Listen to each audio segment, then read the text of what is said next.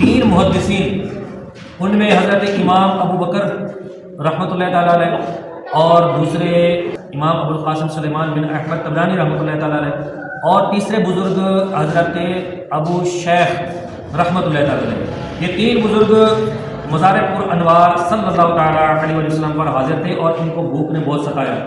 جب بھوک نے ستایا تو انہوں نے وہیں بیٹھ کر فریاد کی حضور کی بارگاہ میں کہ یا رسول اللہ صلی اللہ تعالیٰ علیہ وسلم، ہم بھوکے ہیں، کھانے کا انتظام فرما دیں۔ یہاں تک آیا کہ امام ابو بکر رحمۃ اللہ تعالیٰ علیہ وہیں مزار پر رہے، اور یہ ان کا جذبہ تھا یا تو کھانا آئے گا یا موت آئے گی، مطلب یہ ان کا جذبہ تھا بیٹھ، اور باقی جو ہے ائمہ کرام وہ چلے گئے، اپنے حجرے میں چلے گئے۔ تھوڑی دیر کے بعد ایک علوی شخص آیا، انہوں نے دو خدام بھیجے، دو غلاموں کو بھیجا، خادموں کو بھیجا، اور لنگر وسیع تھا بہت زیادہ، دروازہ کھٹکھٹایا اور کہا کہ یہ کھانا ہے، یہ قبول فرمائیں۔ تو انہوں نے کہا کہ آپ کو کیسے پتہ چلا؟ بولا کہ بس مالک نے بھیجا، مالک صاحب بھی آ گئے۔ تو وہ علوی بزرگ کہتے ہیں، وہ کہتے ہیں کہ آپ لوگوں نے حضور صلی اللہ علیہ وسلم کی بارگاہ میں فریاد کی تھی، آقا کریم صلی اللہ علیہ وسلم میرے خواب میں تشریف لائے، انہوں نے مجھے حکم دیا کھانے بنانے کا، میں نے کھانا بنایا اور آپ لوگوں کو پیش کیا، کھانا قبول کر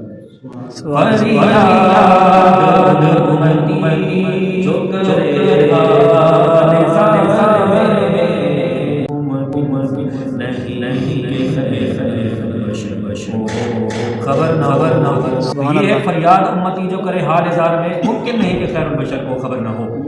اب یہ بعض اوقات یہ بھی وسوسہ آتا ہے کہ ان کے تو کام بن گئے حضور کی بارگاہ میں، ہمارے کام کب بنیں گے؟ ہمارے کام نہیں بن رہے۔ دیکھیں پکارنے کا جو انداز ہوتا ہے نا، وہ بھی دیکھا جاتا ہے کہ میں اخلاص کے ساتھ پکارتا ہوں یا نہیں پکارتا، حضور کی محبت کے تقاضے بھی پورے کرتا ہوں یا نہیں کرتا۔